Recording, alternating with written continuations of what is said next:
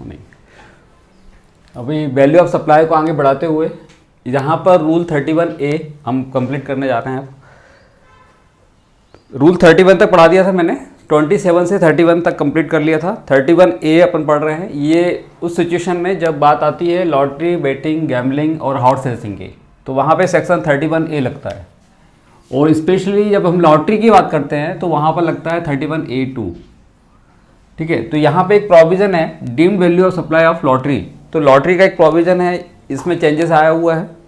कुछ समय पहले बात कुछ और थी, अब कुछ और है, लेकिन अब क्या है वो हम वही पढ़ रहे हैं। The deemed value of supply of lottery shall be higher of the following. मतलब यहाँ पे ए और बी दो वैल्यू दी है, इन दो वैल्यू में जो हायर होगी बस वही वैल्यू हम लॉटरी की वैल्यू को मानेंगे। एक्चुअली हम क्या निकाल रहे हैं, वैल्यू ऑफ सप्लाई। लॉटरी क्या है, लॉटरी क्या होती है, लॉटरी, बेटिंग, गैम्बलिंग, ये क्या होती है, गुड्स होती है, सर्विसेज होती हैं? हाँ, लॉटरी, बेटिंग, गैम्बलिंग ये है क्या, ये गुड्स है या सर्विसेज है? ये गुड्स है। आप लोगों को गुड्स की डेफिनेशन जब पढ़ाई थी मैंने, तो वहाँ पे मैंने पढ़ाया था गुड्स में इंक्लूड्स एक्शनेबल क्लेम, याद है आपको? और एक्शनेबल क्लेम में लॉटरी, बेटिंग, गैम्बलिंग कवर होते हैं। सिर्फ यही लॉटरी, बेटिंग, गैम्बलिंग ही कवर होते हैं जीएसटी के दायरे में। अदरवाइज जितने भी एक्शनेबल क्लेम हैं सब आउट ऑफ जीएसटी हैं, मतलब उस पर कोई भी जीएसटी नहीं लगता, राइट? तो ध्यान रखिएगा, लॉटरी क्या है, गुड्स है, और इसकी जो सप्लाई है इसको आपको वैल्यूएशन करना पड़ेगा, यानी कि इस लॉटरी की वैल्यू अपन को निकालनी है। तो यहाँ पे प्रोविजन दिया गया है सेक्शन रूल 31A2, रूल है ये ना, सेक्शन में बात नहीं होती, रूल 31A2। तो यहाँ पे क्या बोल रहे हैं कि higher of the following, higher of the following मतलब अब इन दोनों में से जो बड़ा हो, ए और बी। तो यहाँ पे ध्यान से पढ़िएगा, इस पर क्वेश्चन आ सकता है, एमसीक्यू में भी क्वेश्चन बन सकता है। इसमें सीधा सीधा है कि आप जैसे लॉटरी की टिकट खरीदते हो, जैसे मान लो आपको 10,000 की लॉटरी की टिकट है तो उस पर लिखा रहता है 10,000। 1 लाख की लॉटरी टिकट है तो वहाँ पे लिखा रहता है 1 लाख, राइट? तो इसको बोलते हैं फेस वैल्यू। जो लॉटरी की टिकट पे लिखा रहता है उसको हम क्या बोलते हैं, फेस वैल्यू। और वही लॉटरी को अगर गवर्नमेंट चाहे, अच्छा देखिएगा, ये जो लॉटरी ऑर्गेनाइज करते हैं ना, ये स्टेट्स करती हैं, अलग अलग स्टेट्स, जैसे एमपी हो गया, गुजरात हो गया, महाराष्ट्र हो गया, तो अलग अलग गवर्नमेंट की अलग अलग लॉटरीज होती हैं। तो यहाँ पे ऑर्गेनाइज जो करती है, ऑर्गेनाइज करने वाली स्टेट को हम बोलते हैं ऑर्गेनाइजर, ठीक है? लॉटरी ऑर्गेनाइज करने वाली स्टेट को हम क्या बोलते हैं, ऑर्गेनाइजिंग स्टेट। क्या बोलते हैं हम, ऑर्गेनाइजिंग स्टेट। अच्छा, ऑर्गेनाइजिंग का मतलब क्या होता है, ये किसी और स्टेट में सेल नहीं की जाएगी, नहीं, लॉटरी सॉरी, ऑर्गेनाइजिंग मतलब कि लॉटरी तो ऑर्गेनाइज गवर्नमेंट करती है, लेकिन एक दो टर्म यूज की जाती है, lottery run by state government और lottery authorise by state government. तो रन बाई स्टेट गवर्नमेंट मतलब कि जिस गवर्नमेंट ने इशू किया लॉटरी को, उसी स्टेट में वो लॉटरी सेल होगी, इसके अलावा दूसरी स्टेट में सेल नहीं होगी, इसलिए इसको वर्ड यूज किया जाता है lottery run by state government, right? और दूसरा, अगर मान लो इसको बोले lottery authorise by state government का मतलब होता है ऑथराइज्ड है, मतलब वो दूसरी स्टेट में सेल हो सकती है, राइट? तो यहाँ पे दोनों में फ़र्क है। यहाँ पे छोटा सी चीज़ है, टू टाइप्स की लॉटरी बताई है उन्होंने, sold as a goods, right? Lottery run by state government means lottery not allowed to be sold in any state other than organising state. Organising state के अलावा और किसी स्टेट में ये सेल नहीं की जाएगी। जबकि लॉटरी ऑथराइज बाई स्टेट में क्या लिखा हुआ है, means lottery which is authorise to be sold in the state other than organising state also. मतलब जो स्टेट ने ऑर्गेनाइज किया है उसको, वो और इसके अलावा दूसरी स्टेट्स भी इसको क्या कर सकती है, सेल कर सकती है। तो दोनों में छोटा सा अंतर है, हालांकि यह हमारे लिए इंपॉर्टेंट नहीं है, राइट? हमारे लिए इंपॉर्टेंट है वैल्यूएशन, लेकिन पता होना चाहिए term.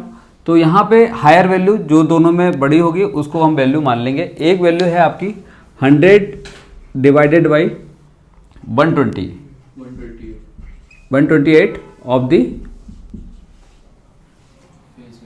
Face value of ticket, face value of ticket, right? अब इसको आप समझिएगा, कोई भी टिकट पे जो जैसे 10,000 लिखा है, 1 लाख लिखा है, वो वैल्यू फेस वैल्यू मानी जाती है, ठीक है? उसका आप क्या लिखेंगे, 100 डिवाइडेड बाई 128, ये एक वैल्यू ये हो गई। दूसरी वैल्यू होती है 100 डिवाइडेड बाई 128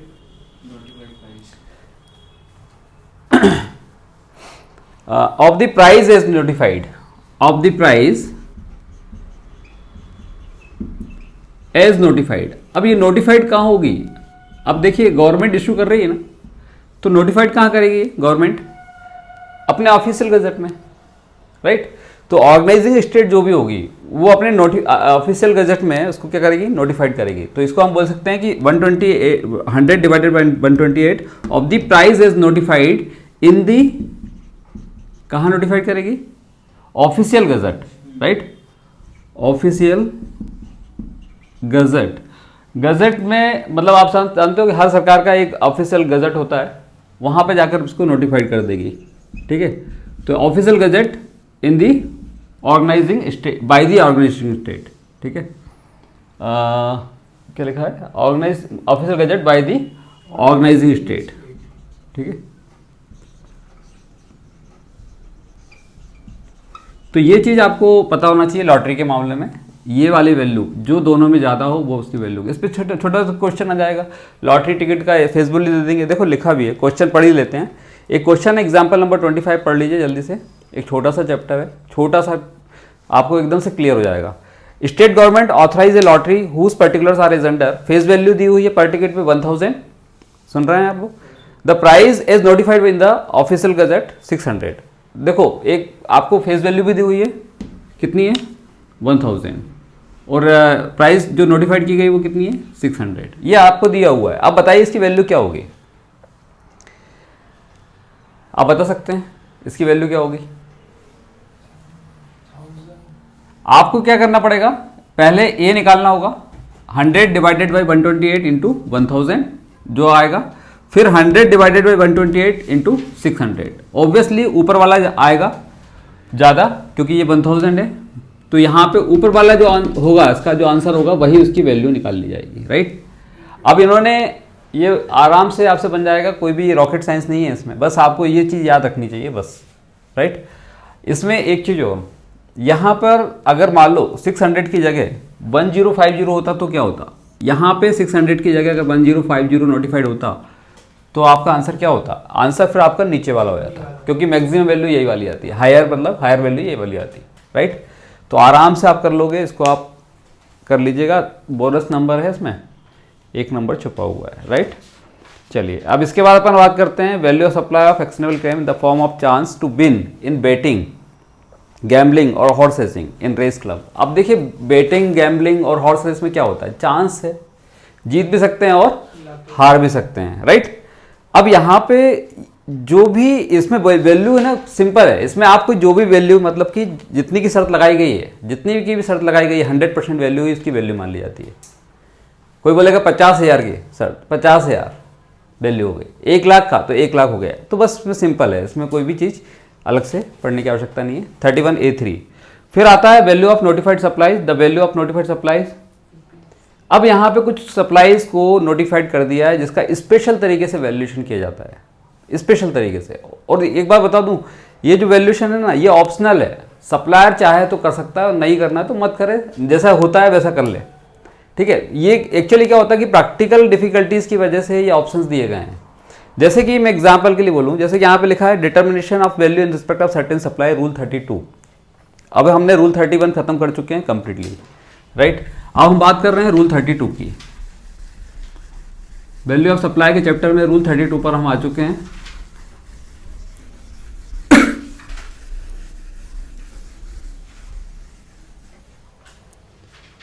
सर्टेन सप्लाईज, अब सर्टेन सप्लाईज की वैल्यूएशन कैसे करे जाए? अब सर्टेन सप्लाईज हैं, ये नोटिफाइड कर दिया है उन्होंने, उसको हम बोलते हैं रूल 32।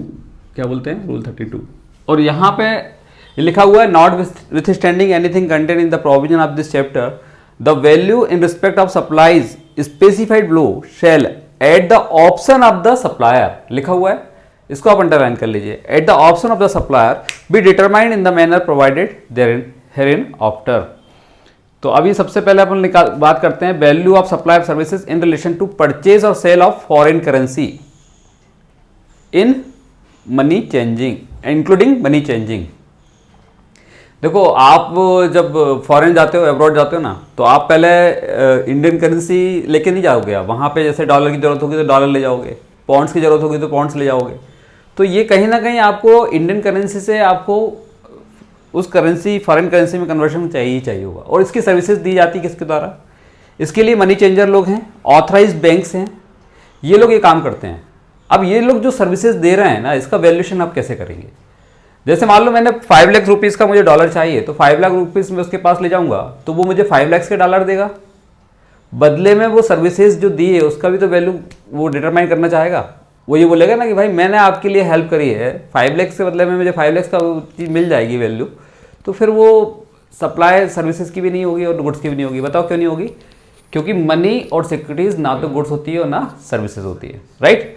बट उसको देने के लिए चूंकि आपने वो करेंसी को कन्वर्जन चाहा, उस कन्वर्जन के बदले में वो बैंक या ऑथराइज पर्सन, जो भी बोल सकते हैं हम, जो भी ऑथराइज डीलर होगा या मनी चेंजर होगा, वो ये बोलेगा कि भाई मैंने आपको सर्विसेज दी है, इसको मुझे सर्विसेज का पैसा दो, राइट। तो उसका वैल्यूएशन हम कैसे करेंगे? तो यहाँ पे देखिएगा 2 ऑप्शन है इसमें, ऑप्शन 1 और एक ऑप्शन 2। तो 2 तरीके से फॉरेन करेंसी के कन्वर्जन की जो सर्विसेज होती है उसके आप क्या निकाल सकते हैं, वैल्यू निकाल सकते हैं। पहला आप बात करते हैं ऑप्शन 1 की। ऑप्शन 1 में क्या बोला है इन्होंने? ऑप्शन 1 में ये बात की है कि आप चाहें तो अगर करेंसी को इंडियन करेंसी से कन्वर्सन किया जा रहा है, यानी कि आप परचेस कर रहे हैं या सेल कर रहे हैं, उसमें एक करेंसी किसकी होगी? इंडियन करेंसी है। तो फिर क्या नियम लगेगा? तो उन्होंने बोला है कि उस केस में हम क्या करेंगे कि बाइंग रेट और सेलिंग रेट दिए रहते हैं। बात समझ आता है? ऑथराइजेशन, जैसे आप देखिए, पहले आप इस बात को समझिएगा कि मुझे कोई भी करेंसी को परचेस करना है या सेल करना है, 2 चीज़ें हो सकती हैं। मैं इंडियन करेंसी को परचेस भी कर सकता हूँ और सेल भी कर सकता हूँ। तो ऐसी फॉरेन करेंसी के भी डॉलर को परचेस भी कर सकता हूँ और सेल भी कर सकता हूँ। तो बैंक का जो नेचर होता है ना, वो ये करते हैं कि सेलिंग प्राइस वो थोड़ी सी बड़ी रखते हैं अपनी, ताकि उनका जो मार्जिन है, भाई उनको भी फ़ायदा मिलना चाहिए ना। 10 की चीज़ अगर 10 में दे देंगे तो फ़ायदा क्या हुआ? इसलिए 10 में वो जैसे बाइंग रेट है और सेलिंग रेट उसका क्या होगा? 11 होगा। ये एग्जाम्पल के लिए बताया मैंने। तो यहाँ पे देखिएगा difference between the buying rate और the selling rate and the RBI reference rate for the that currency at the time. तो और इसका एक होता है आरबीआई रेफरेंस रेट, यानी आरबीआई भी अपनी तरफ से रेट डिसाइड करती है। तो उनका ये कहना है कि इन दोनों के बीच का जो डिफरेंस होगा, चाहे आप बाइंग रेट और सेलिंग रेट की बात करें, इसको एक साथ रखिएगा, इस पर क्वेश्चन भी हम करेंगे। बाइंग रेट और सेलिंग रेट और माइनस आरबीआई रेफरेंस रेट, इसके बीच का जो डिफरेंस होगा वो मान लो उसकी वैल्यू होगी, किसकी? सर्विसेज की वैल्यू होगी। अब आपने कितनी यूनिट्स खरीदी थी उसको मल्टीप्लाई करना जरूरी है। जैसे आपने $5 खरीदे थे, सपोज मैं आपके सामने जैसे एग्जांपल के लिए मैं बता रहा हूँ, जैसे डॉलर है आपका, मान लीजिए 78 का, आप जब खरीदने गए, ठीक है, और इसकी जो सेलिंग प्राइस है वो कितनी है? 79, ठीक है। ये कौन ने डिसाइड किया? आरबीआई ने। सॉरी, आरबीआई का रेफरेंस रेट है कितना? 79, और इसका एक प्राइस जो है वो 78 है। तो इन दोनों का जो डिफरेंस होगा, मतलब ₹1 क्या हो गया? उसका मार्जिन हो गया। और इसमें जैसे मैंने $500 खरीदे हैं, तो इसकी वैल्यू क्या हो जाएगी? 500 हो जाएगी। इस तरीके के क्वेश्चन होंगे। अब ये एग्जाम्पल अपन कर लेते हैं, इससे आइडिया हो जाएगा आपको। However, where the RBI reference rate for the currency is not available, the value shall be the। कई बार ना RBI रेफरेंस रेट भी नहीं होता है, अवेलेबल नहीं है, तो फिर क्या करेंगे हम? जो भी ग्रॉस अमाउंट आएगा ना इंडियन करेंसी का, उसका 1% ले लेंगे, सीधा 1% ले लेंगे, राइट। तो ये इसमें लिखा हुआ है 1% of the gross amount of Indian currency provided और received by the person changing in the money. Example पढ़ते जाइए, इससे आपको आसानी हो जाएगी। लिखा है $100 hundreds are sold by a customer at the rate of 78। पढ़ रहे हैं आप लोग? $100 100 are sold by customer at the rate of 78 per $। RBI reference rate for the $, is ₹77 लिखा है। For that day the taxable value कितनी होगी? देखिए, कस्टमर के जब उसने सेल कर रहा था कस्टमर, तो उस समय उसकी वैल्यू कितनी बताई? 78, ठीक है। और आरबीआई का रेफरेंस रेट कितना बोलता है? 77। तो इसका मतलब हो गया ₹1 का जो डिफरेंस आ रहा है ना, वो उसका वैल्यू है, सर्विस की वैल्यू है, ठीक है। और इसमें मल्टीप्लाई कितने करोगे? $100 से करोगे, तो इसकी वैल्यू कितनी होगी टोटल? 100। समझ में आ गया? सिंपल है। फिर जैसे सेकंड में देखिएगा, Indian rupees 90,000 is change in Great Britain pounds में चेंज किया। 90,000 रुपीज़ को पाउंड्स में कन्वर्ट किया, and exchange rate offered is 90, there by giving GBP 1000। और इसके लिए कितना ऑफर किया गया? 90 रुपीज़, ठीक है, कन्वर्जन में। तो आरबीआई रेफरेंस रेट कितना दिया उस दिन का? उसी दिन का 89 रुपीज़ दिया हुआ है, तो ये 90 का और वो आरबीआई रेफरेंस रेट कितना है 89 का, तो इन दोनों के बीच में डिफरेंस कितना है 1 रुपये का। समझ में आ रहा है आपको? The taxable value shall be 1000 और पाउंड्स कितने हैं 1000 है, तो वैल्यू कितनी हो जाएगी 1000। तो यहाँ पे देखो टैक्सेबल वैल्यू निकल गई 1000। लेकिन अगर मान लो थोड़ी देर के लिए कि यहाँ पे आरबीआई रेफरेंस रेट नहीं दिया होता, आप समझ रहे हैं, आरबीआई रेफरेंस रेट नहीं दिया होता तो उसकी वैल्यू कितनी मानते हैं आप ग्रॉस अमाउंट जो ग्रॉस IANR होता है ना, जितना भी अमाउंट आए 90,000 उसका 1% ले लीजिएगा सीधा सीधा, अगर आरबीआई रेफरेंस रेट नहीं लिखा है तो इसको जाएंगे 900, राइट। तो बहुत आसान सा है ये क्वेश्चन, आप लोग इस पे सीधे सीधे नंबर का ही क्वेश्चन आ सकता है ना, इसको आप ध्यान से पढ़ लीजिएगा। अभी तो मैंने बात की थी जब मनी का इन्वॉल्वमेंट होता है, IANR का इन्वॉल्वमेंट होता है, इंडियन रुपीस का डायरेक्टली इन्वॉल्वमेंट है तब की बात है। लेकिन अगर मैं बात करूं कि मुझे डॉलर से पाउंड्स में कन्वर्ट करना है या डॉलर से और दूसरी करेंसी में कन्वर्जन करना है, तो उस केस में इंडियन रुपीस कहीं आ ही नहीं रही है, तो उस केस में हम कैसे वैल्यू निकालेंगे? तो उनका ये कहना है कि आप एक काम करो, दोनों करेंसी को पहले आप इंडियन करेंसी में कन्वर्ट कर लो, जो सबसे कम होगा उसकी 1% ले लो, राइट। तो देखो सिंपल सी बात है, 1% of the lesser up to amounts of the person changing the money would have been received by the converting of the any to currency into Indian rupees on that day at RBI reference rate. मतलब ये बोल रहे हैं कि आप जब आपने जैसे मान लो डॉलर है उसको भी इंडियन रुपीज में कन्वर्ट कर लो, और जो पाउंड्स हैं उसको भी इंडियन रुपीज में कन्वर्ट कर लो, इन दोनों में जो वैल्यू कम होगी उसका 1% ले लो, वही वैल्यू है इसकी, राइट।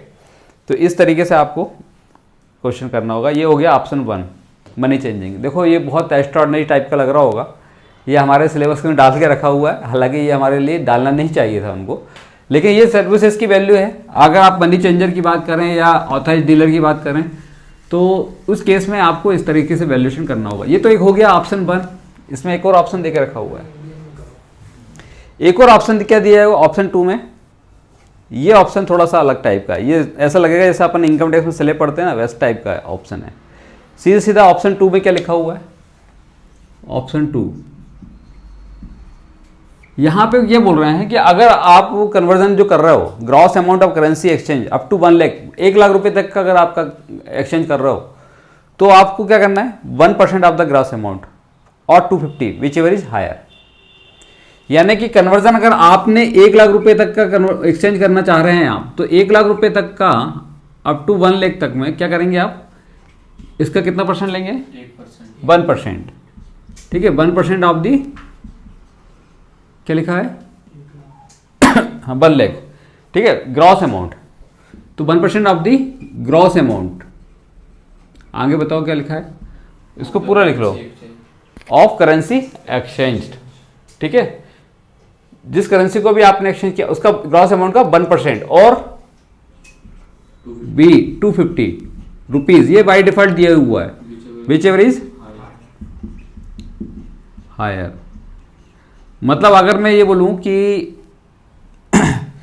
ज्यादा से ज्यादा कम से कम वैल्यू कितनी होनी चाहिए, मतलब टैक्स कितना होना चाहिए, मतलब अमाउंट वैल्यू का कम से कम 250 तक, ठीक है, और ज्यादा से ज्यादा कुछ भी हो सकता है। बात समझ में आ रहा है, यानी कि इससे कम वैल्यू अपने को नहीं हो सकती, 250 से नीचे नहीं जा सकता, राइट, ठीक है ना। चलिए सेकंड, अब ये बात बोल रहा है कि 1 लाख से ऊपर का कन्वर्जन है तो कहां तक 10 लाख तक, तो 1 लाख से लेकर 10 लाख तक की अगर बात करें तो हमें क्या करना होगा, 1 लाख से लेकर 10 लाख तक का अगर हम बात करें तो ये बोल रहे हैं कि 1 लाख पे जो फॉर्मूला लगा था उसके हिसाब से आप निकाल लो। अगर मैं सीधे सीधे बात करूं तो 1 लाख पे 1% कितना होता है 1000, तो मतलब इतनी वैल्यू तो आपकी 1 लाख तक की होगी ही। बाकी बचा कितना, नेक्स्ट जो भी अमाउंट बचा कितना भाई, 9 लाख भी हो सकता है, 8 लाख भी हो सकता है, 7 लाख भी हो सकता है, लेकिन 9 लाख से ज्यादा नहीं हो सकता, राइट। तो उस अमाउंट पे जो भी एक्सेस अमाउंट है कितने एक्सीड्स 1 लाख, 1 लाख से ऊपर का जितना भी अमाउंट है उस पर कितना आएगा 0.5%, 0.5%। इसको आप 1% नहीं बोलेंगे, इसको बोलेंगे हम आधा %। क्या बोलेंगे हम इसको, आधा %। तो ये वैल्यू आपकी क्या हो जाएगी, ये तो 1000 तो रहेगा ही रहेगा वैल्यू का पार्ट, और इसमें क्या लिखेंगे हम 0.5% of the gross amount of currency exchange, of the gross amount of the currency exchanged in excess of 1 lakh. ये वाला जो पॉइंट है ना, इसको आप अंडरलाइन कर लेना, इन एक्सेस ऑफ 1 लाख। मतलब कि अगर मैं इसके अगर मान लो मैं बोलता हूँ कि अमाउंट, ग्रॉस अमाउंट कितना है 8 लाख, तो इसकी वैल्यू आप निकाल लोगे, निकालिए फटाफट, 8 लाख पे वैल्यू निकालिए। सीधे सीधे आप ध्यान रखना, आप क्या करने वाले हो मुझे बताइए, 8 लाख पे कैसे वैल्यू निकालेंगे? 8 लाख प्लस 1, हाँ 1000 ये तो रहेगा ही रहेगा, हाँ फिर प्लस 7 का 0.5%, 7 लाख का 0.5%, 7 लाख का मतलब 1 लाख से ऊपर का 0.5%, यानी कि 0.5% ऑफ 7 लाख। 7 लाख क्यों? क्योंकि इन एक्सेस ऑफ 1 लाख लिखा हुआ है। भाई देखो सीधी बात है, 1 लाख तक का अपन 1000 रुपये ऐड कर ही दिया ना, उसको अलग से थोड़ा ना निकालेंगे। तो इस तरह से इसकी वैल्यू क्या आ जाएगी, कितनी जाएगी? 3500 0.5 है ना ये, हाँ आधा होता है, हाँ 3500 इसका हुआ ना, 3500 नहीं 4500 होगा ना, 4500 होगा जी। ये वैल्यू क्या हो जाएगी? 4500। ये इस तरीके के क्वेश्चन आ सकते हैं आपको, ध्यान से, है ना, ये ऑप्शन 2 है। और अगर मान लो वैल्यू 10 लाख से ऊपर की है तो एबव 10 लाख, एबव 10 लाख, तो फिर क्या करेंगे हम?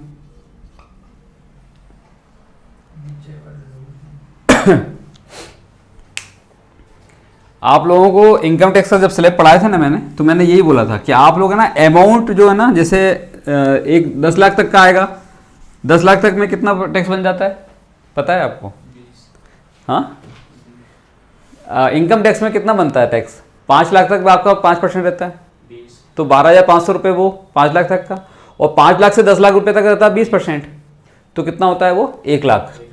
तो टोटल 1,12,500, यानी कि जब आपको 10 लाख से ऊपर का अमाउंट आएगा ना टैक्स निकालने के लिए, तो आप लोग है ना 10 लाख पे मेहनत मत करना, वहां पे तो सीधा सीधा 1,12,500 रुपये लिख देना, फिर 10 लाख के ऊपर जितना भी होगा उस पर 30% निकाल लेना। तो इससे आपको क्या है कि समय बचेगा।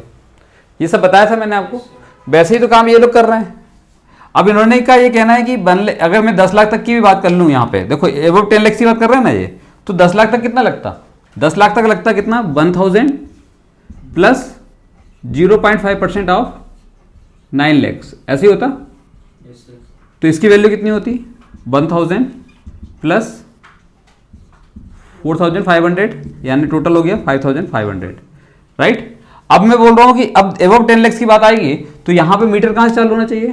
5500 से, राइट। ये दिख रहा है नीचे? Yes sir. थोड़ा सा, हाँ इसको ऊपर कर देता हूं मैं। यहां बात कर रहा हूं मैं एबव 1 लाख की। एबव 1 लाख में यानी कि 10 लाख तक की मैं बात करूं तो 5500 रुपये मैक्सिमम होगा, तो यहां पे मीटर ही इसका 5500 से चालू हो जाएगा। प्लस अब इसके ऊपर क्या होगा? यहां पे अभी तक मैं कितना रुपए लग रहा था? 0.5%, अब कितना लग रहा है इसमें? 0.1%, यानी 10 पैसे।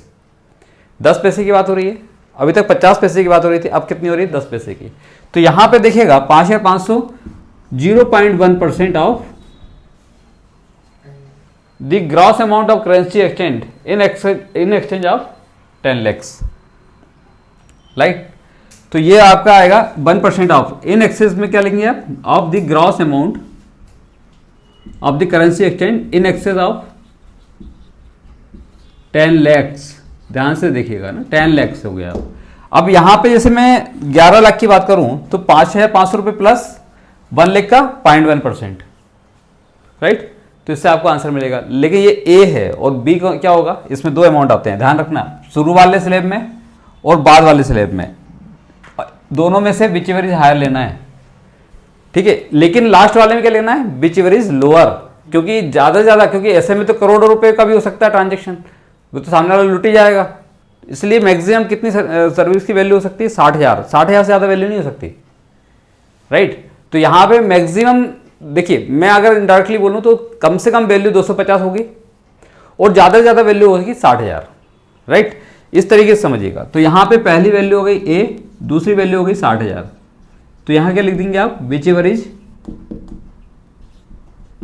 लोअर। क्या लिखेंगे हम? Which ever is lower.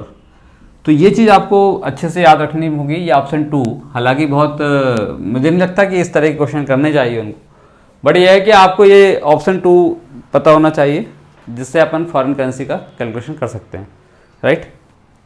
मुझे नहीं लगता कि इंपॉर्टेंट है, करने में क्या बुराई है भाई। देखो सिंपल सी बात है, मैथमेटिक्स ही तो है, थोड़ा सा पढ़ लो। बस इतना ध्यान रखना कि मैक्सिमम मिनिमम 250 वैल्यू होगी और मैक्सिमम 60,000 वैल्यू होगी। इसमें कुछ क्वेश्चन है 67, इसको आप पढ़ लीजिएगा, हालांकि मैंने क्वेश्चन यहाँ पे करा दिया है, कर लोगे? Yes sir.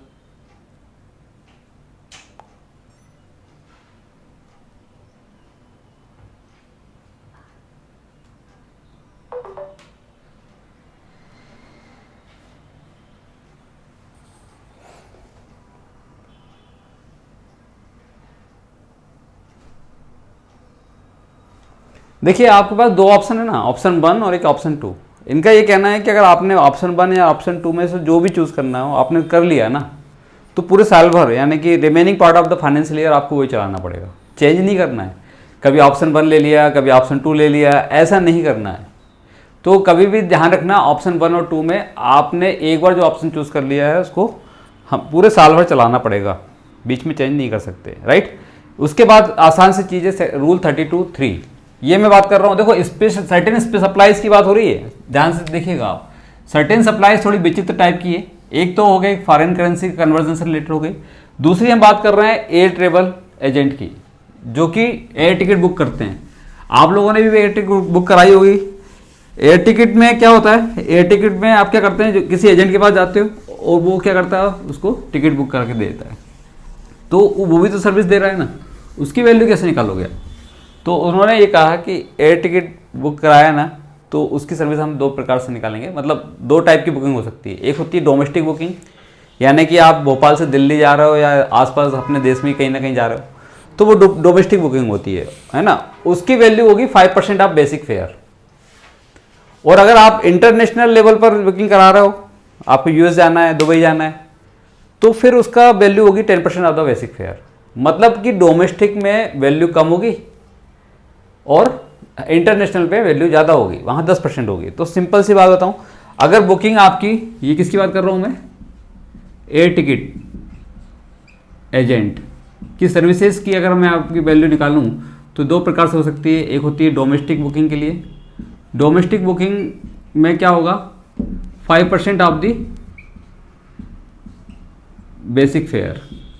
अब बेसिक फेयर क्या होता है ये भी मैं आपको बताता हूँ अभी, ठीक है। दूसरा इंटरनेशनल बुकिंग होती है। इंटरनेशनल बुकिंग में क्या होगा, 10%। बस इतना ध्यान रखना है, इससे आपको सीधे सीधे क्वेश्चन के नंबर आपको मिल जाएंगे। 10% ऑफ द बेसिक फेयर, ठीक है। वो बेसिक फेयर है, मतलब कि इन जनरल जिस फेयर पर एजेंट को कमीशन दिया जाता है। एयरलाइंस होती हैं, एयरलाइंस वाले जो एजेंट को कमीशन देते हैं ना, वो बेसिक फेयर पे देते हैं। तो इसमें क्या होता है कि बहुत सारी चीज़ें जुड़ी होती हैं टिकट के अंदर, टिकट के अंदर बहुत सारी चीज़ें लिखी रहती हैं, लेकिन यहाँ पे हमें बेसिक फेयर से ही मतलब होता है। Basic fare means the part of the air fare on which the commission is normally paid to the air travel agent by the airline, right. तो यहाँ पे आपको दिया रहेगा, क्वेश्चन भी दिया हुआ इसका, एक क्वेश्चन आप सॉल्व कर लीजिए, बहुत आसान सा क्वेश्चन है। एग्जाम्पल नंबर 28 पढ़िए। Mister Ram is travel agent, the following particulars are furnished by him. Domestic booking basic fare दिया हुआ 1 lakh, other charges and fees दी हुई 5000, टैक्सेस दिए हुए 4000, टोटल टिकट वैल्यू है 1,09,000 की, राइट। दूसरा बात है इंटरनेशनल बुकिंग के लिए 3 लाख बेसिक फेयर है, अदर चार्जेस एंड फीस दिए 20,000, टैक्सेस दिए हुए 15,000 और टोटल टिकट वैल्यू है 3,35,000। तो हमें ना total ticket value, other charges, taxes, इस पर फोकस नहीं करना है। हमको सीधे सीधे क्या बताया गया है कि भैया 5% of the basic fair domestic booking है। तो अब यहाँ पे डोमेस्टिक बुकिंग में बेसिक फेयर क्या है, 1 लाख। तो 1 लाख का 5% निकाल लो, ये आ गया आपका आंसर। अगर मैं इंटरनेशनल बुकिंग की बात करूंगा तो यहाँ पे बेसिक फेयर क्या है, 3 लाख। 3 लाख का आप क्या निकालो, 10%, ये हो गया आंसर, खत्म। मतलब आपको आधे, मतलब 4-5 सेकंड का काम है ये, बात समझ में आ रहा है। तो ये सीधे सीधे आपको MCQs में भी पूछा जा सकता है, इसको आप अच्छे से पढ़ लीजिएगा, राइट। चलिए इसके बाद अपन बात करते हैं आगे का। इससे भी वैल्यू निकल गई,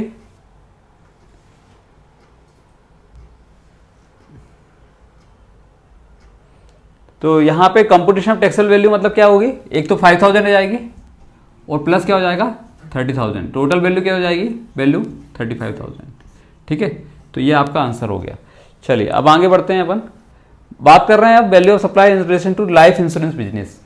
देखो लाइफ इंश्योरेंस बिजनेस में भी आप लोगों ने देखा होगा, आप लोग सर्विसेज लेते हो किसकी, LIC की या अदर इंश्योरेंस कंपनीज की, तो उसका वैल्यूएशन कैसे किया जाता है, तो डिपेंड करता है कि आप प्रीमियम किस तरीके से पे कर रहे हो। कई बार आप LIC की जब पॉलिसी लेते हो ना, तो आजकल क्या हो गया, ये तरीके से मॉडर्नाइज तरीका हो चुका है। देखो LIC का या लाइफ इंश्योरेंस पॉलिसी का काम क्या होता है, जो रिस्क है अपनी लाइफ के लिए उसको कवर करना। एक्चुअल में प्योर सर्विस वही है, एक्चुअल में प्योर सर्विस वही है, लेकिन आजकल क्या कर दिया है, इन्वेस्टमेंट्स को डाल दिया गया है बीच में, कि आप तो इन्वेस्टमेंट भी करो, आप जो प्रीमियम दे रहे हो ना उसमें रिस्क भी कवर हो सकती है और इन्वेस्टमेंट भी हो सकता है। और इन्वेस्टमेंट मतलब पैसा, मनी, और मनी कभी ना तो गुड्स हो सकती है और ना सर्विसेज हो सकती है, राइट।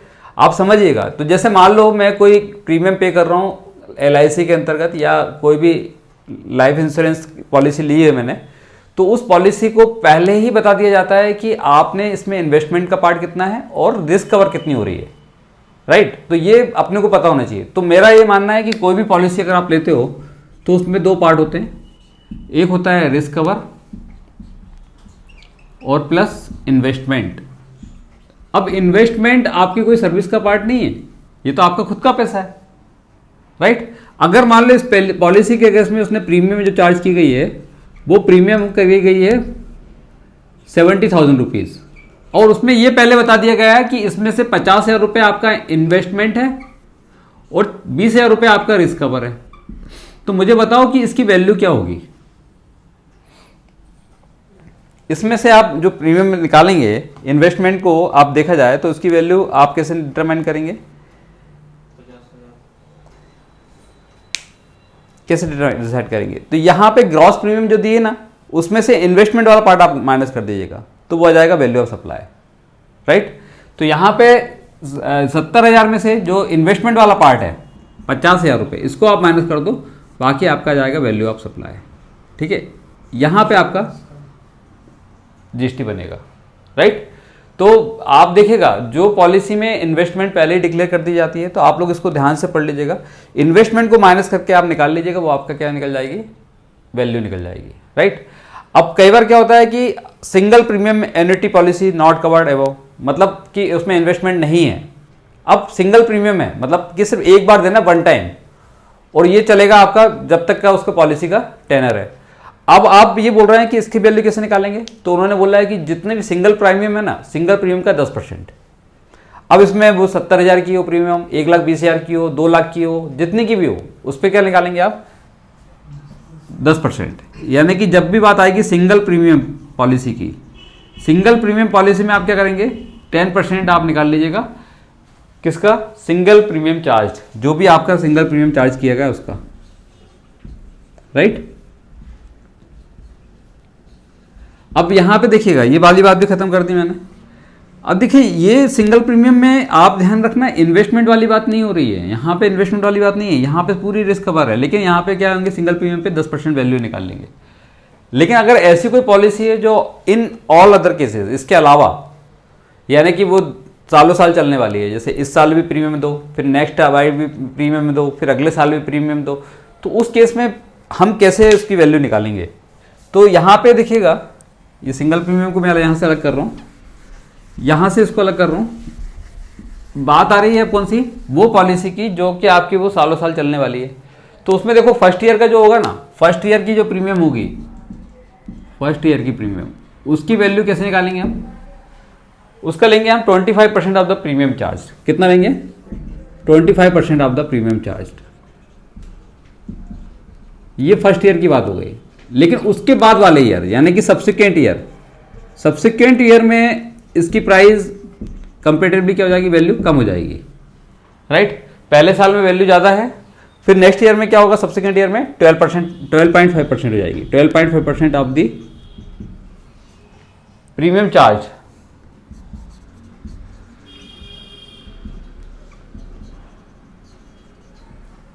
ठीक है, the policy holder in subsequent years. अब जब भी जितने भी साल होंगे ना, उसका आप क्या निकालेंगे, उसकी जितनी भी प्रीमियम होगी उसको 12.5% निकालेंगे आप, राइट।